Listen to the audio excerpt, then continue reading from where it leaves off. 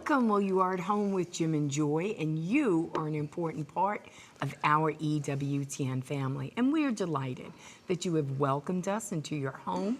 We certainly would love to hear from you. So please send us an email with a question or a comment to jimandjoy@EWTN.com. Well, this is Pro-Life Month, and EWTN is giving you beautiful coverage par excellence for the marches that will happen this week. So we have the March for Life that will happen on Friday, January 21st, and then Saturday, January 22nd, the Walk Life West Coast. Life, yeah. And then there's also LA March, right?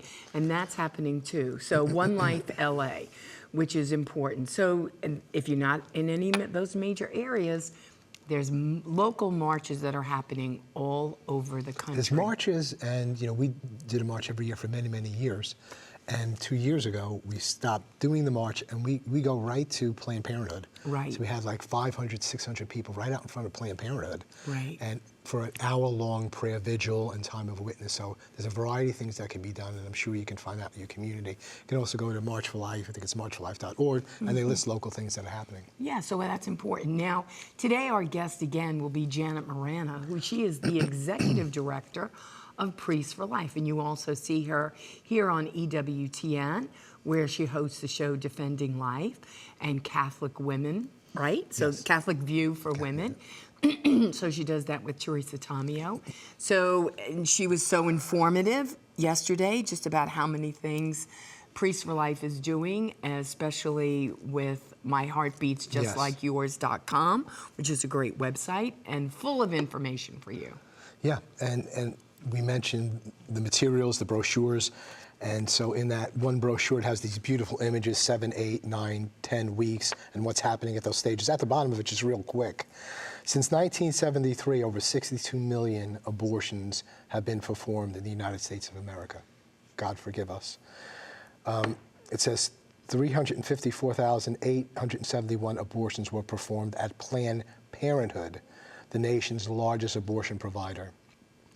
20,000 women annually suffer abortion complications. 300 legal abortion clinics in 39 states were cited for health and safety violations. 15 states do not license or inspect abortion businesses. So as well as all the fetal development, what's going on, the beautiful images, you got facts here, this equips you to do the work of the pro-life ministry, to be a person of life. All together, we are a people of life to build a new culture of life. And Priests for Life, priestforlife.org, is right at the cutting edge of that movement to equip God's people for this time to bring an end to abortion and to bring us back to the sacredness and dignity of every human being. We'll be right back. Plenty more to come. Don't go away.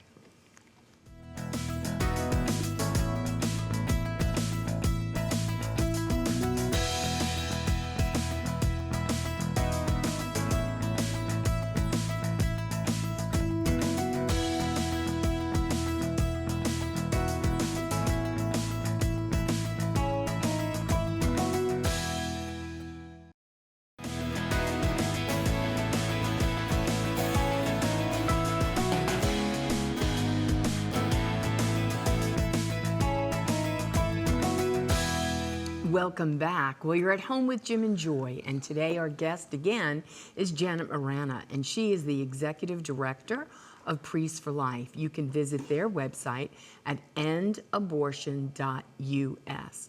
And also they have a beautiful campaign, which we talked about, myheartbeatsjustlikeyours.com, where you can get this beautiful brochure.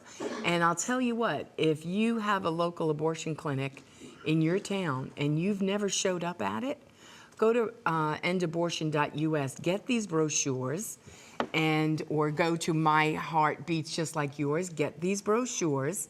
You go stand out in front of your abortion clinic, you will be empowered with the truth. Even if you just stand there and you pray and you hand these out to the girls going in, a conversion could happen. And they've got buttons with the image of the preborn on it, shirts and water bottles, and of course on that site there's different links where you can see these images, you can see the video, you can purchase these things. So everything is there. It's a one-stop shop place on behalf of the gospel of life. Right, and you're going to be empowered with just the truth in just the facts, but go out in God's perfect love.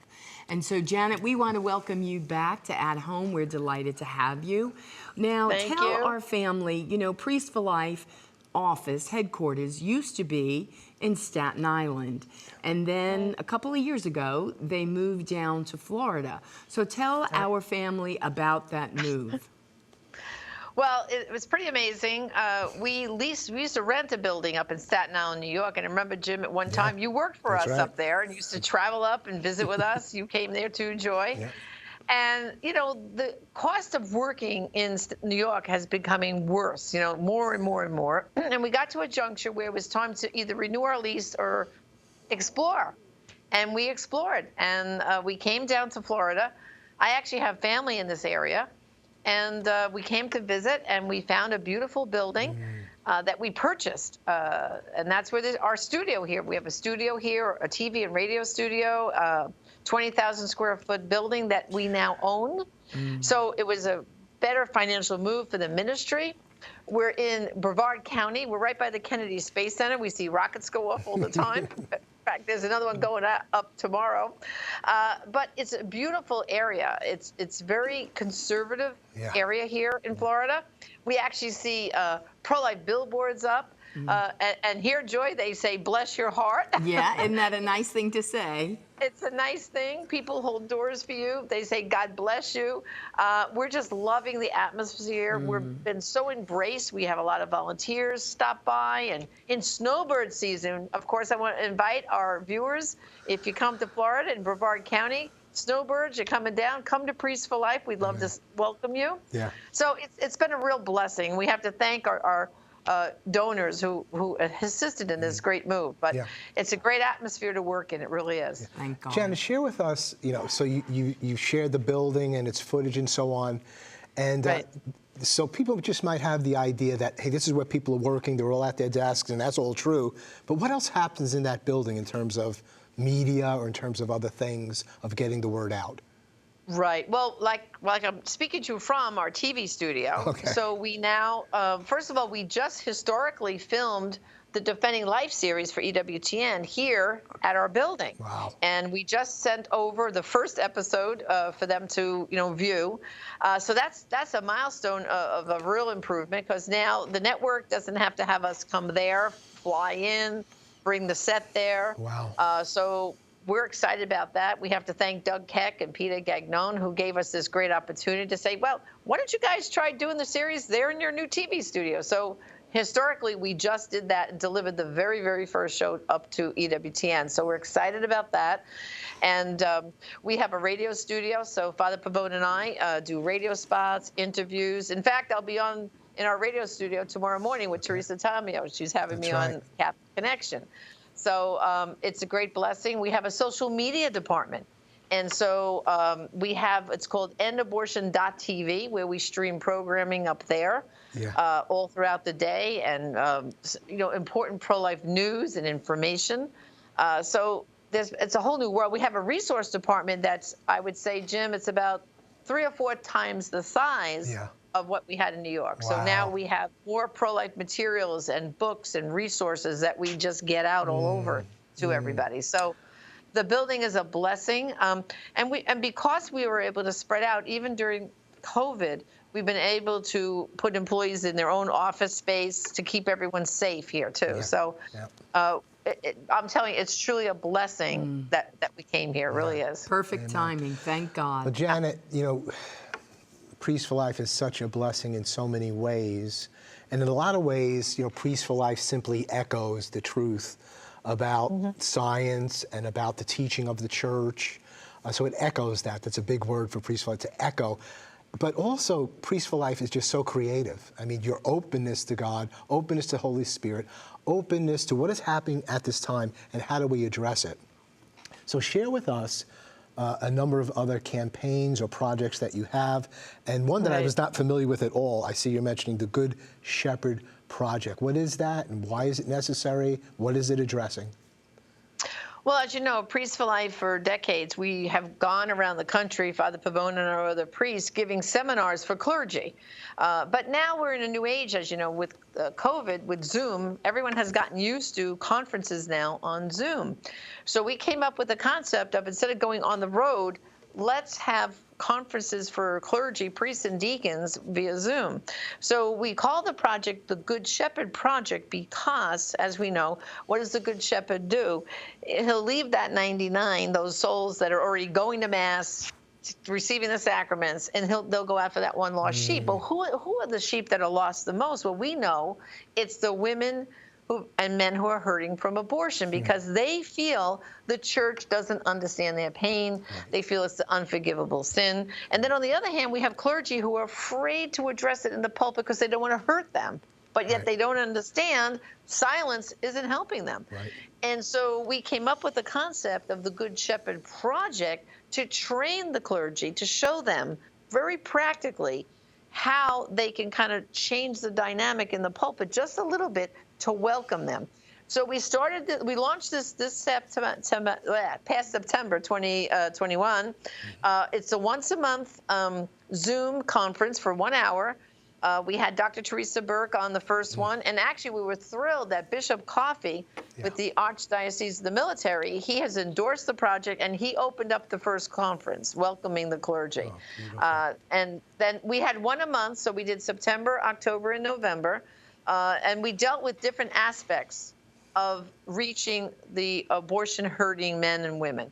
And 1 month, we really focused in on the sacraments. We had a couple on, and we addressed that in pre-Cana. If we don't bring up this, the damage it can occur to that couple through their marriage. And this particular couple, they had their abortion when they were seniors in high school. They went off to college. They later married. And they said the first 20 years of their marriage, they were just struggling through their marriage and struggling until they finally hit a brick wall, found Rachel's Vineyard, got healing. And then they spoke about, why didn't someone say something to us during pre-Cana, bring this up? It was like it's like the big white elephant in the room. No one wanted to talk about it. So they were able to answer the questions of the priests and deacons on the Zoom. They presented, and Dr. Teresa Burke and Kevin Burke and Father Pavone all gave commentary. And then there was a period of discussion. And we received such great response from the clergy because they said, we never heard these things before. And then we gave them resources, Jim and Joy. We gave them Father Pavone's book, Proclaiming the Message of Life, which gives them homily hints, launching points, how to mention life in a sermon, but not the whole thing has to be about abortion. We made them understand that the silence in the pulpit doesn't help these people. But then also, when you're meeting them in these sacramental preparations, whether it's marriage or they're bringing a child for baptism or their kids are coming in for communion, as you know, so many couples, they're kind of going through it like pushing the children out to receive the sacraments, but they're not bringing them to church. Why? Because they're just kind of watching it like a show and saying, well, this is what I'm supposed to do. But they're afraid to admit that abortion because they think they're going to be condemned. So we had the first few sessions. They were well received, and we're very excited. We're going to pick them back up in February. So if there's any clergy watching, priests and deacons, if you want to get involved, just go to thegoodshepherdproject.com. There's a full website page there, explains the project and gives you an opportunity to sign up, and then we'll invite you to the next seminar. So, I'm just so excited about this because it's a way of reaching people without having to get on a jet plane, as you know. We both walked a lot of miles doing that, right? That's for sure. Well, what you're sharing is incredibly profound and so needed. And I learned, my time with Priests for Life, Joy and I have done premarital counseling for many, many years when I served as an Episcopal priest and then even after that. And in talking with people from Priests for Life, especially Teresa Burke, it became very clear to me that in our forms that we would give to people as they came for premarital counseling, Teresa recommended, at some point you need to put into your form, have you ever suffered pregnancy loss? Have you ever suffered pregnancy? And we didn't do that for decades until she presented that concept. because of the reasons that you're saying, that this needs to be addressed, and we would do it individually. Hopefully they would say if they have experienced pregnancy loss, we wouldn't bring it up to the other one unless that was allowed by the one who's experienced a pregnancy loss.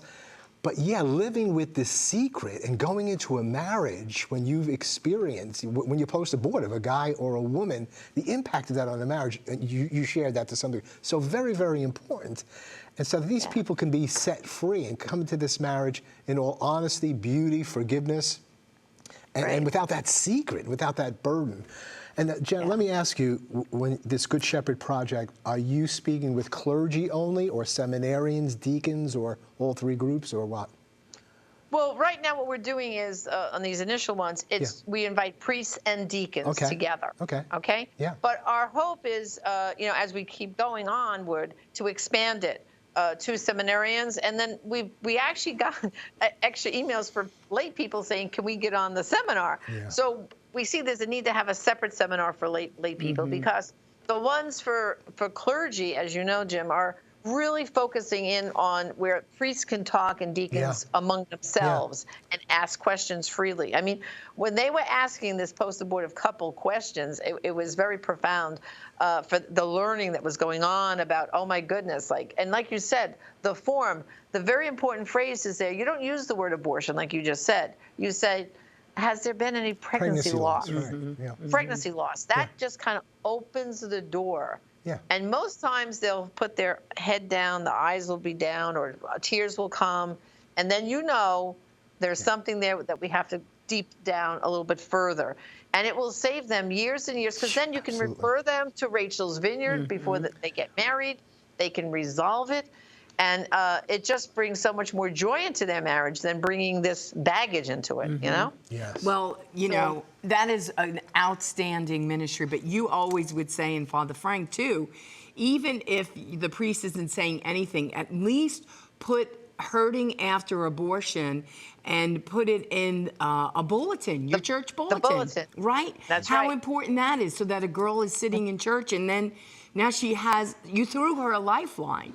You threw her a lifeline to say, okay, I could contact Rachel's Vineyard, and maybe, I could go to this website and find out where there's a post-abortion healing ministry for me. And that's a very simple thing to do. And you and Father Frank have always been proclaimers of just that little simple message.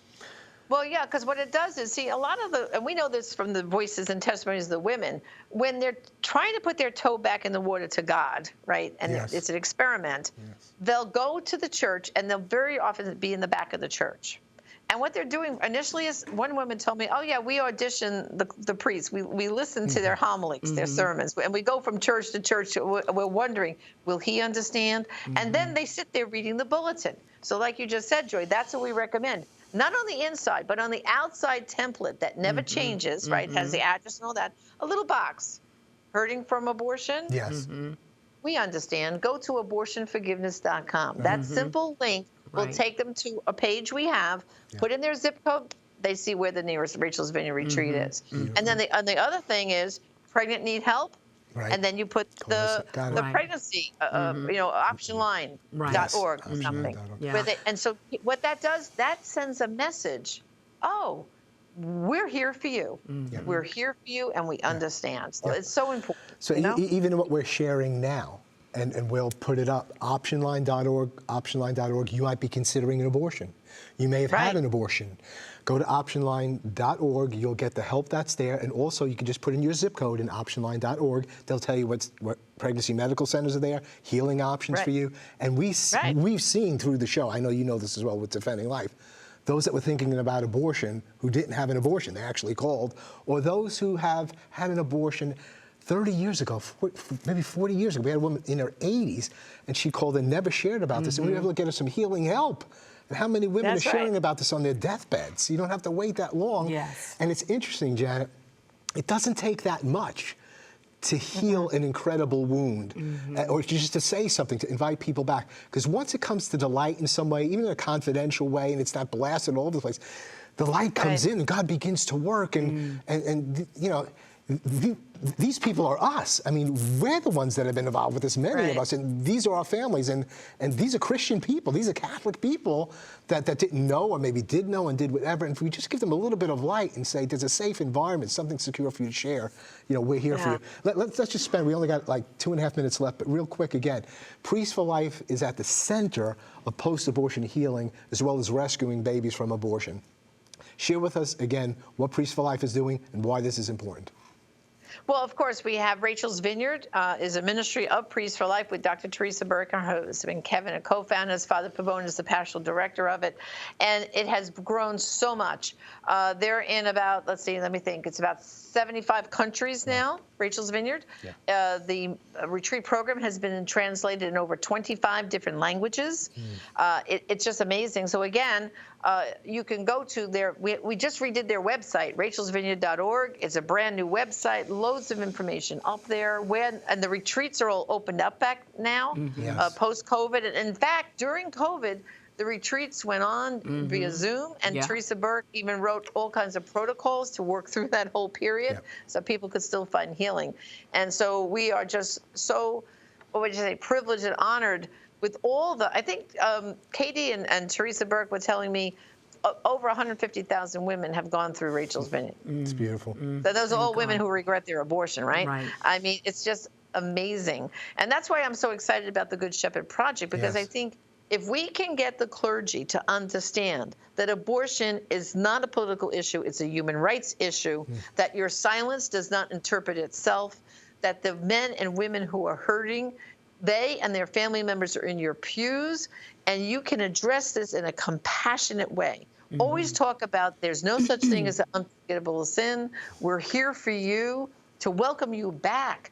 One line that Father Pavone has used so many sermons is, and it's a true line, he said, whether you've had 1, 2, 5, 10, even 24 abortions, he will say, I know a woman that we ministered to who had 24 abortions, but even she, on repenting of her sins, will be welcomed back to the church and to the forgiveness of Jesus. His mercy is endless. And I think it's the mercy of Jesus that when the clergy can just speak it, the floodgates will open and the pews will fill up. Janet, thank you so much for spending a couple of days, a couple of shows with us. We look forward to seeing you at the March for Life and everything Priests for Life is going to be doing there. Keep up your great work. God has called you, Father Frank, Priests for Life, for such a time as this. Thank you for equipping us. And I'll be there marching tomorrow. I know you will be. We look forward to seeing you. God bless you. Thank you so much, Janet. We're going to take a break at this time. We'll be right back. There's plenty more to come. Don't go away.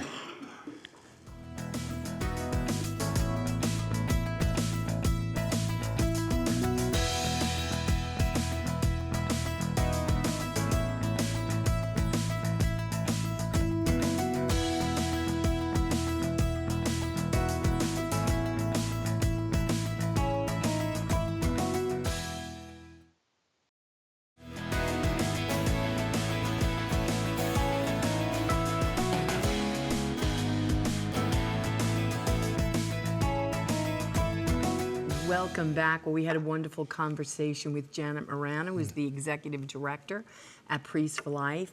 And with their beautiful campaign, myheartbeatsjustlikeyours.com, please go to their website, or endabortion.us. One of the things that Janet was sharing about was the extravagant mercy and love of Jesus. No matter what you've done, whether you're a man or a woman or a grandmother, a mother or a father, and you have participated in some way in an abortion in your past, there's hope, there's healing, there's reconciliation back to God and back to the church. So don't delay. Let this be the hour, the time that you choose to reach out to God and say, oh my God, have mercy on me, and he will heal your soul. As John Paul II would always say, those who've been most deeply involved in abortion, through God's healing mercy and grace, you will become one of the most eloquent spokespersons on behalf of life, because those who are forgiven much, they love much, and that comes across. They don't say to people, can't see however you would have an abortion when they've been involved in abortion. So we need to remember that. And God's raising up ministries to confront the evils of our very time. EWTN, Priests for Life, other ministries, religious orders, and you. I don't know how Janet said it exactly, but there's some abortions that only you can prevent or address. Only some healings that you can help to bring. The EWTN can't reach these people. Priests for Life doesn't reach them. It's you. God will give you the words to speak. And ministries like Priests for Life and EWTN are here to equip you for the work of the ministry. All together, we will build a new culture of life. And life, marriage, and the family will prevail. Keep it on EWTN. God bless you. God bless all of your loved ones. Be filled with hope and encouragement.